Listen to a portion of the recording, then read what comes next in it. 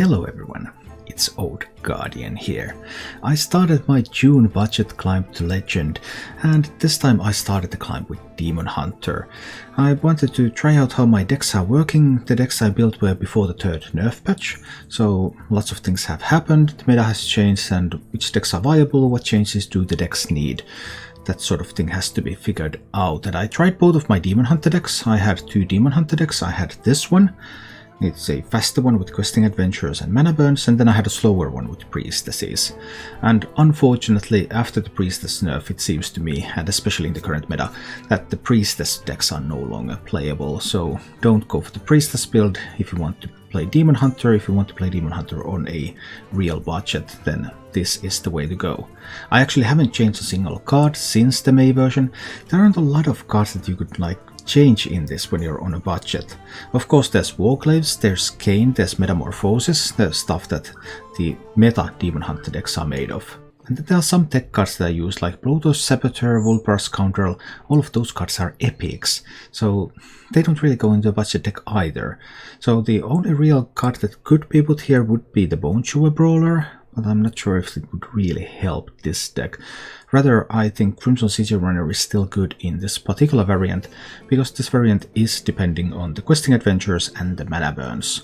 So you play a standard Demon Hunter game, you go in with your Blazing Battle Mages and your Battle Fiends, and you Umberwing and Frozen Shadow Weaver can freeze the opponent's face, give you a little bit of an advantage. Satyr Overseer can generate a board for you. There's Altruist the Outcast, you can combine that with multiple cards to just deal tons of damage. There's the Claybound Adepts for some damage, there's the Skull of Gul'dan. You try to make use of Claybound Adept, so if you can save a charge of Umberwing weapon, or if you can save a slice, then you can activate the Claybound Adept without a mana cost, and that would be useful. But the real power of the deck is the Questing Adventurer. With no Warglaives, with no Metamorphosis, Questing Adventurer is the card that you want to build up, especially with the Beaming Sidekick. Although Beaming Sidekick can be used on Battle Fiends, it can be used on Satyr Overseers, it can be used on Altruis. It's not only the questing, but questing is one of the prime targets for it. And then there is Mana Burn, a rare tempo card in Hearthstone. Your opponent has 2 fewer mana crystals next turn. So you want to use Mana Burn to protect your Questing Adventurer or to protect your Satyr Overseer. You want to use it to prevent the opponent's key turns. And in order to play this deck effectively right now, this deck used to be really strong, but after the third nerf and the evolution of the meta, this is brought down by a notch. It's still good, you can still play this deck to Legend, and this is the cheapest deck that you can play to Legend in the game. But it requires more meta knowledge and requires more thought than it ever did before, because it's crucial to mana burn your opponent's key turns. You want to mana burn so that they don't get to play their removal spells, or you want to mana burn so that they don't get to play their Skull of Gul'dan. You want to mana burn so that they don't get to play a Soul Mirror. Just knowing what your opponent wants to do, what is going to be the key turn for their particular deck that they're playing, and mana burning so that they can't do that when they want to, is the key to victory. Demon Hunter is still perhaps the best class in the game, but it's a little bit more reliant on its expensive cards now than it used to be, and playing a budget Demon Hunter is no longer a free legend, but this deck can still definitely get you there. As for the mulligans with the deck, the mulligan is your basic Demon Hunter mulligan. Battle Fiend, Blazing Battle Mage, Umberwing. If you have a curve, you can look into keeping something like Satyr Overseer. If you have a curve, you can look into keeping something like Frozen Shadow Weaver against classes where it's useful to freeze them. You can see if you have an outcast position, Sigil Runner, maybe that's worth a keep. So trying to think ahead what your turns are going to be, how you're going to curve out, but the key point is that you need to have some of this early stuff first, before you can afford to keep other things. If you enjoy this content, please subscribe to my YouTube channel and click the bell icon to get notifications when new videos come. And now, let's go take a look at this budget tempo Demon Hunter in action. It could be, but I think we're going with Battle Fiend and into Umberwing. Silence after these would have also meant that I could get the silence to outcast position. So if the matchup would have benefited from getting that silence effect going, then that would have been an option. We'll see.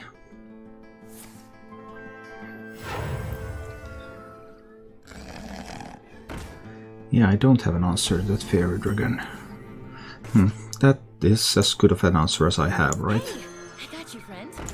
I think that's as good of an answer as I have here.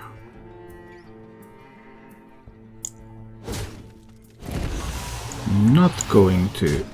I could have actually value traded it away. Yeah, I could have value traded.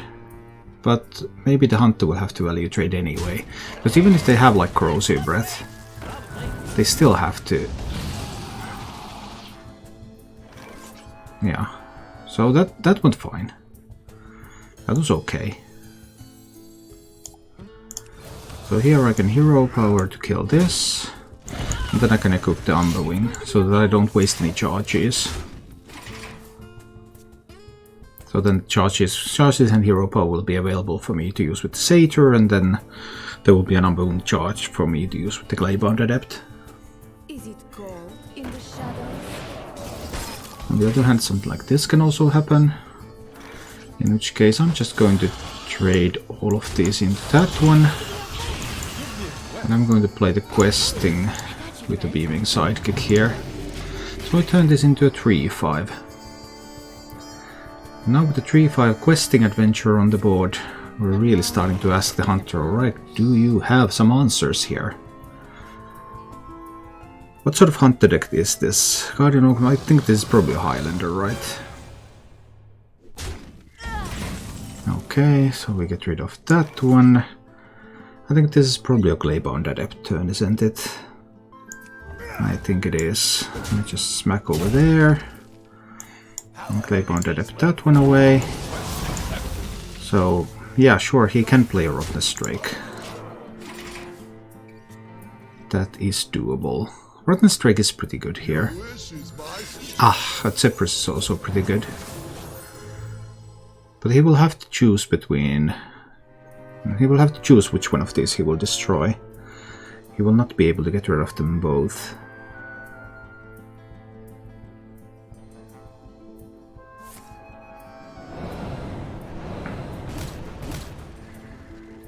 Well, he got rid of one. That's cool. I think we're going to Satyr Overseer here, and I will deal with that. And that was going to push 6 to the hunter's face. And we generate a fairly nice looking board here. Alright, some Dragon Veining. What is it going to hit? This one is by far the best target. But it missed that, and we take down the Highlander Hunter. Probably not. That could still be like a slice or something. To be even better.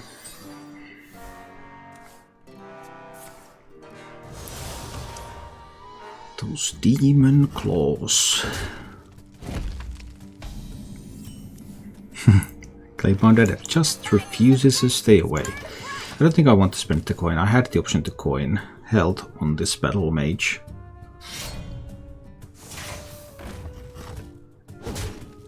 I'm going to give the battle mage some health now, though. Or am I? I think it does seem like a good idea. Play the Umberwing.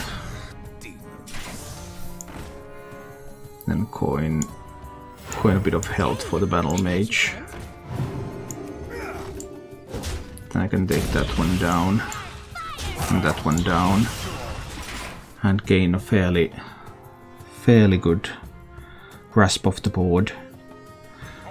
One problem might be that the Claybound Adept cannot be used very quickly. This one's going perfectly now. I'll get my Satyr Overseer out there. I'll trade with this, and then I will trade with these. Alright, and I maintain the board for the time being.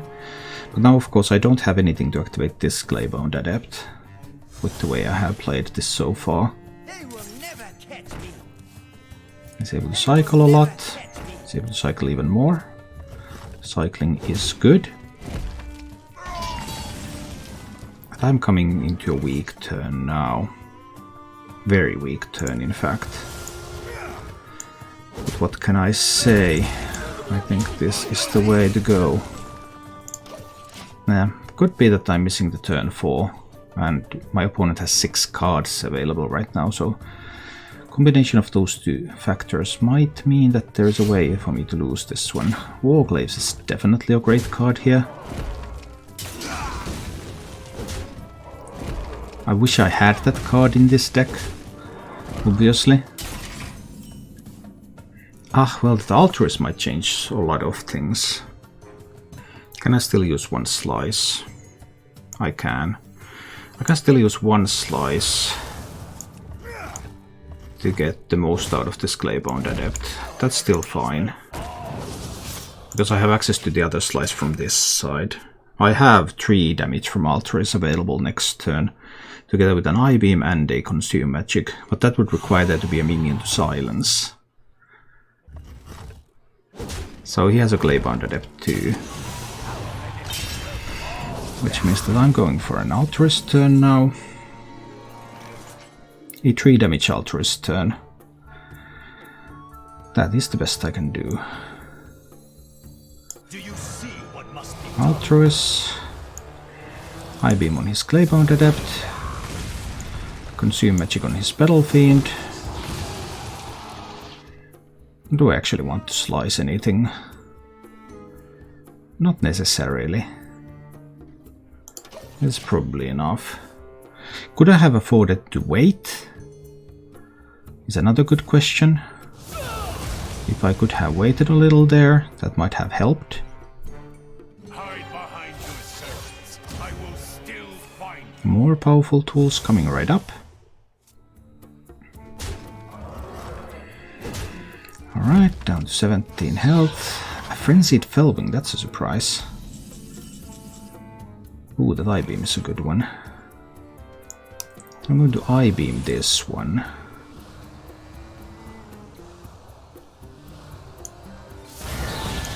I will freeze the Demon Hunter's face. Get a Battlefiend out there and hit him in the face. I had the alternative to hit the Cane, but I think this might be better. Now we might be losing though. Cane, Warglaives. There were some powerful cards there that I couldn't quite answer, and he found more cycle than I have so far. But I mean, it's still anybody's game. The one who finds Skull of Gul'dan can still gain an advantage. But I'm definitely a little bit disadvantaged right now. He also has a Metamorphosis. Well, oh boy. That's like, that's the power of those legendary cards. Just the power of those legendary cards, but then I find the Skull of Gul'dan. And the Skull of Gul'dan. We're all in on this skull, aren't we? Yeah, we are. There's no alternatives.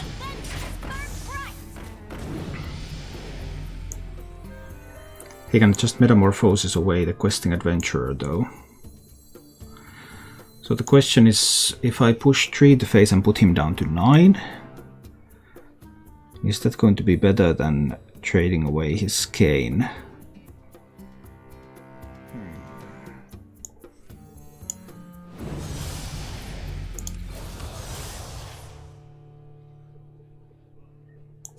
No, I think I need to take down the Cane.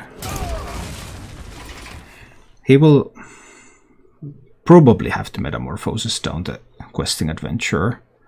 So that means another 5 damage that is not coming to my face. Oh, but that Satyr Overseer is going to win. Oh! Well, he had all the cards that are missing from this deck in his first half. Cane, Metamorphosis, Warglaives of Azinot. Those are precisely the tools. Those are precisely the tools that you want. So that's 10, 12, yeah, that will be lethal damage. And I ended up losing this. Well, maybe. You just can't answer the boards that they generate with Embig and Druid. It's not strong enough.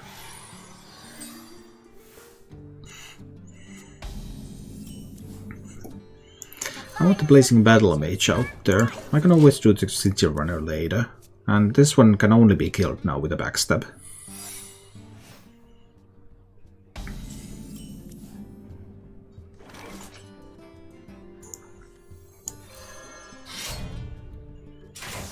Let's get more stuff on the board. I like that idea. Now there are several possibilities. Amongst them some seal fading. Don't let the door hit you. A surprising use of a stunner.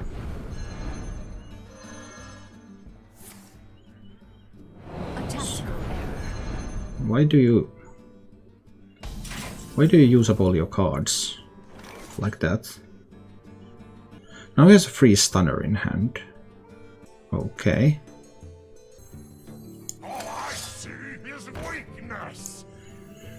If there's a dirty tricks, I will proc it now. But no, it's a bamboozle. Do I still want to mana burn now?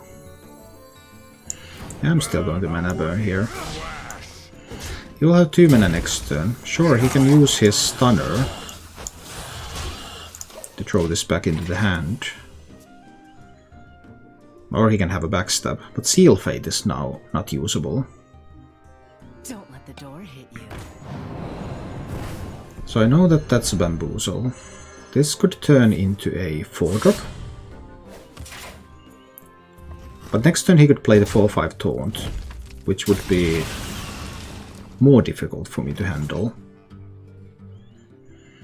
So I believe it's time to let him have the 4-drop now. Let's see what the 4-drop is with this one. Oh. That was a bit of a low roll from his part, I suppose. Because now I can do this Satyr Overseer that I just top decked. Together with the Beaming Sidekick. And hit his face a little bit. We can still get rid of this with Seal Fate, of course. Seal Fate and face tanking it. But we got rid of Bamboozle, so if he plays the 4-5 taunt, then I have tools to contest that now.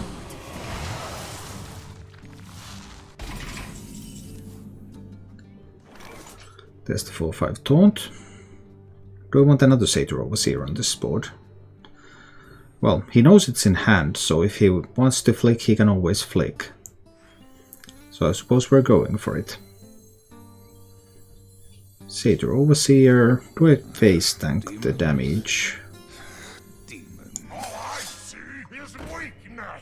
I'm gonna throw a couple of these into that because he can flick.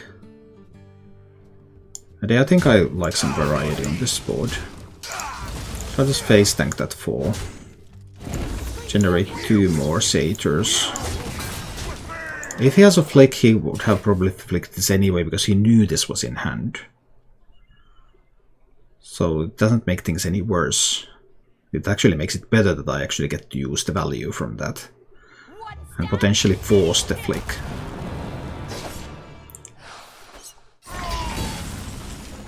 So now you flicked. Awesome, that's 5 damage. 6, 7, 8, 9, 10, 11 damage. Let's see what I can find. Just some Blazing Battle Mages. Nothing too special there. Do I want to kill the flick? I think I might kill the flick. I think it's okay. Prevents something like Titanic Lucky being used on it. And then I can face tank that flick, use one of these to trade into it, get a Blazing Battle Mage out there, push a little bit into face, have a white board. Rogue down to 13, Rogue's board is empty. I have 5 here. Well, 4, 5, 6. 6 here. So I have potential lethal here, but it's unlikely to actually be lethal, because he should be able to answer some of these without using his face. Okay, now there is a chance to get the Titanic Lackey. There's the Titanic Lackey. But it's still better on this than it was on, would have been on Flake. Questing adventurer time. Give me a quest. Give me a quest.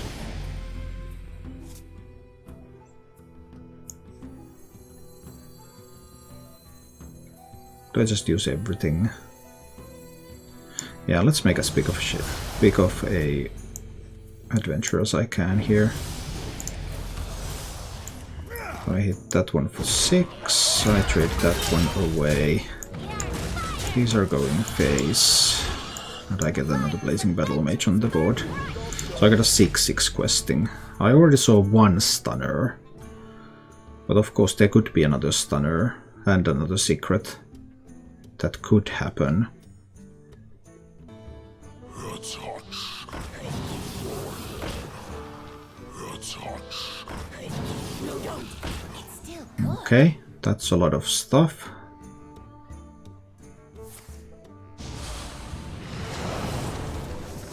If there's a shadow step for this Sandstorm Elemental, it can actually kill a few minions here. We'll see.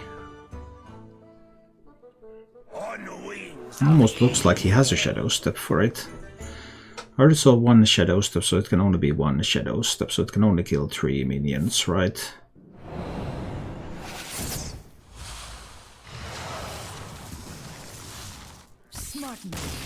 So he needed a damage lackey and something, or rush lackey.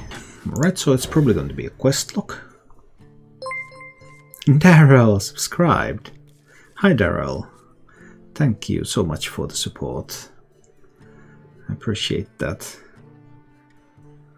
Killing a quest log with this deck can be difficult, because like if you have the reach from the Metamorphosis, reach from the Cane, reach from the Glaives, it's so much easier. And quest warlocks have started to take in the Abyssal Summoner to fight against Glaives. But Abyssal Summoner is also good against everything I can do with this deck. So I had the alternative to play the Blazing Battle Mage here, then into this on 2. This would have been available relatively quickly. With double Claybound Adepts, I think I want to delay. I want to delay the Umberwing a little bit, so that I can get the Umberwing swings with the Claybound Adepts, preferably, so that I can get the first one on 5.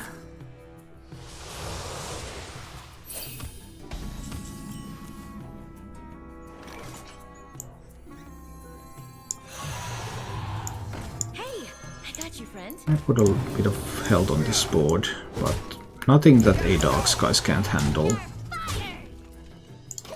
9 health on the board. Well, actually he only has 8 cards in hand. So Dark Skies actually does not clear this, and it will leave the battlefield alive. But then he could coin Mortal Coil after Dark Skies, for example.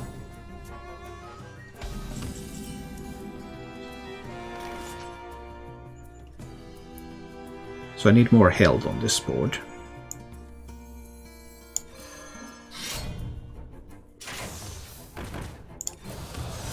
More health, not less.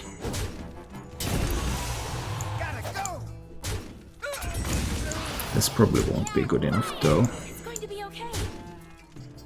You will have 9 cards in hand, and there is currently 10 health on the board. So again the Dark Skies is one off, but now it's easier to get that Mortal Coil with it. And now he doesn't even have to, because it killed the 4 health minion. Which was a little unexpected, of course. Well, we need to try to hit him in the face. Now he can Nether Breath this. He can even do Moarg Nether Breath to heal for 8. And from there it's going to be extremely difficult. Yeah, he has it. When they have all that stuff, it's extremely difficult to deal enough damage.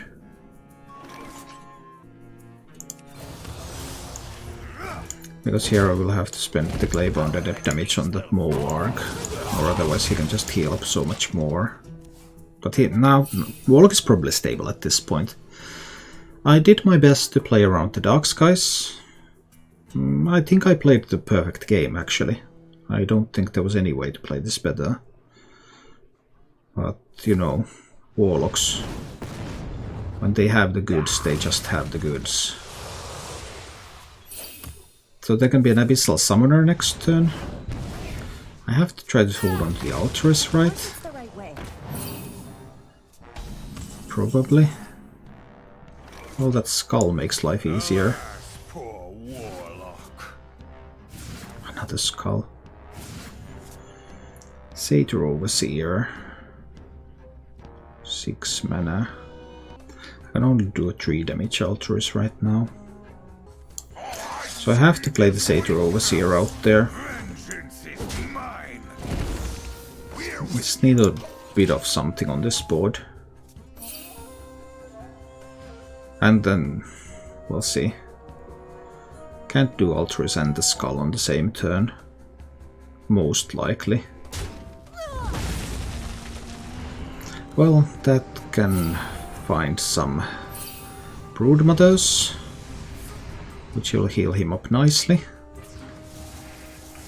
Yeah, sadly the Warlock seems fairly stable.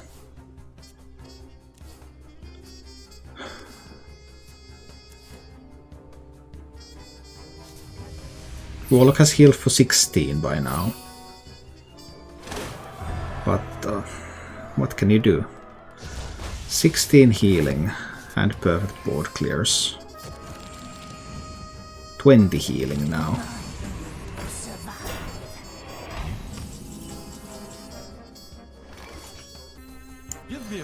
He still has Kellyden left. Alas, poor warlock. And Twisting Nether, of course. And he can do Kellyden even through a mana burn. I think I still have to try with the questings now. Give me a quest. I don't think I have another alternative. Burn away to ash. I need to freeze that one.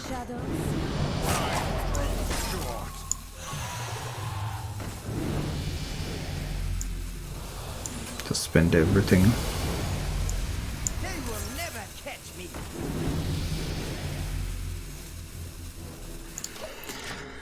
So, if it's not a top deck Kellyden, it cannot kill both of the questings.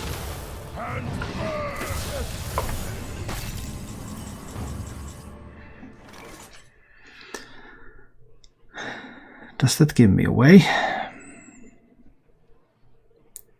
11, 12, 13, 14, 15 damage. He could have Twisting Nether for next turn. There's no way to play around it. Do you see what must be done?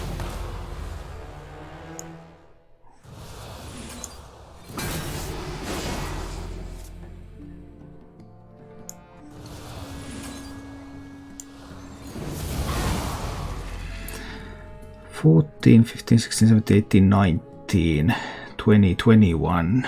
I don't have enough damage. Time grows short.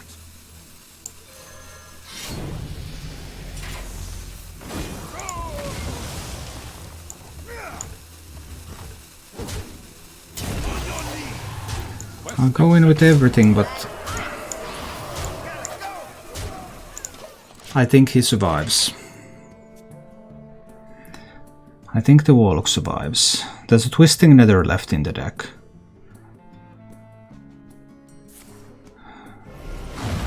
And he had it in hand. I mean, it was only 2 out of 3 to have it in hand. But I top decked the perfect answer and we actually win the game. Believe in miracles. I didn't believe, but we found the miracle with the mana burn, with the questing adventurers. I'll give it a try. They have a new ranking system. Yeah. There's now at the start of every month you get reset down to bronze 10. Then there's 10 ranks of bronze, 10 ranks of silver, 10 ranks of gold, 10 ranks of platinum, 10 ranks of diamond, and after that there is finally legend. The fires of vengeance burn bright. Well, that's the new ranking that they have.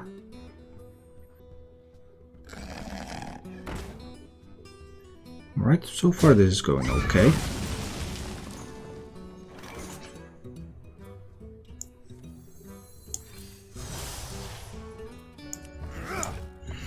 Want to kill that one. There's still this card the hunter also kept. Okay, I don't mind the Stormhammer, I think. Ooh, that's great. Do I let him play a 4-mana card next turn? It could be the Evasive Feywing. I want to make the Satyr bigger, right? It could also be the Face Stalker, then Hero Power. Get a secret going. It is still these two and hit face. Not mana burn yet.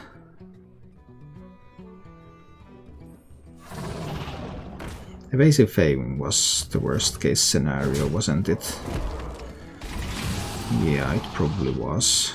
Because then the Evasive Feywing can kill the Satyr Overseer. But I cannot kill the Evasive Feywing. Oh well.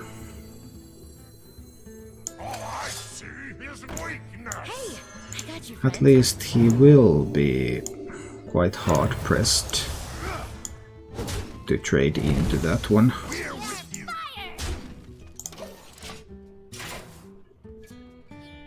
Can't get a guaranteed Rottnest Drake. He could get a 50-50 Rottnest Drake. Oh, it's a Highlander Hunter. I thought this was a Dragon Hunter again because it had such an aggressive opener.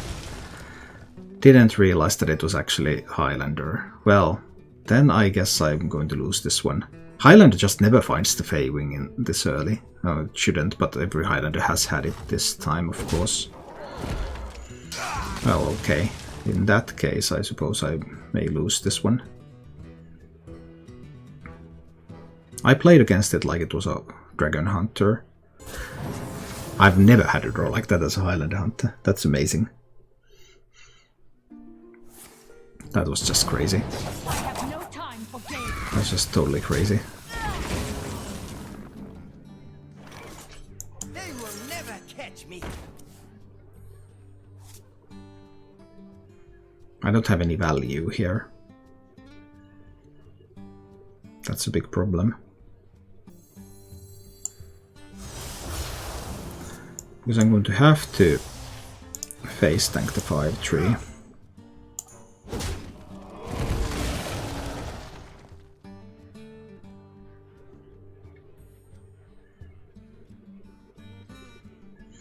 Or also just have to I-beam the Zephyrus. I need a Skull of Gul'dan top deck into a Questing Adventurer turn to come back.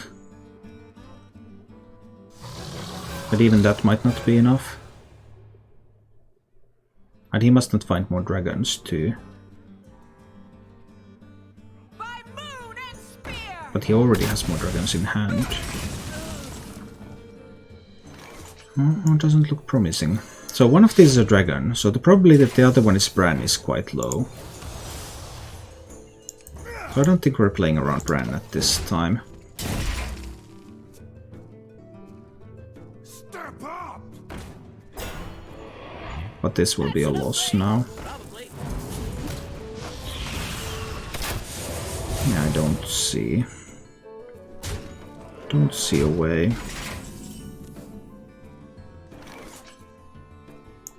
And silence is nice. Claybound Adept is also nice. But it won't be enough. I don't think it will be enough.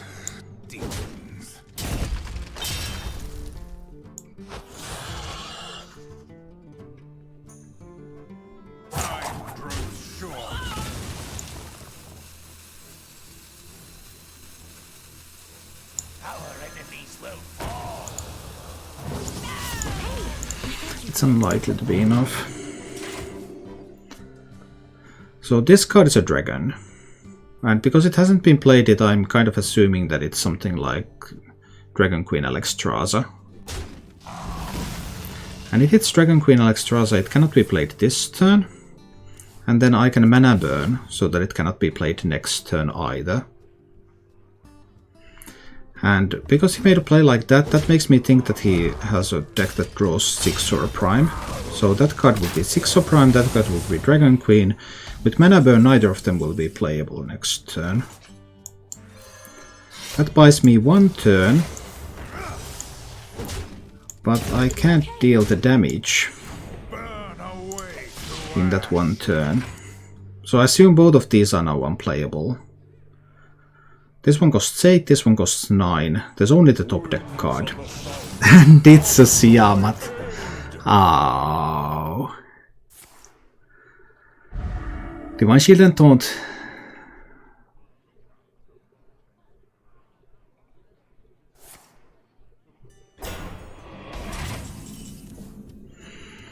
Well, that is the Skull of Gul'dan. Poor warlock. The problem is that one of these cards is now at 6 Prime. And that's going to kill my board.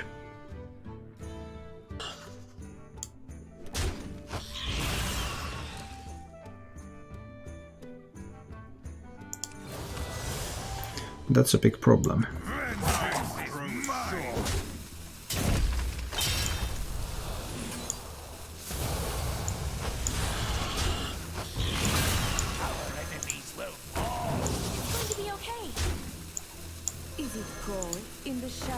I don't have any more Gleybound Adepts left.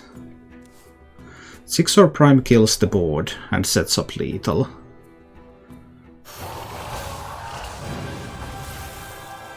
And I need a Skull of Gul'dan that draws Altruis.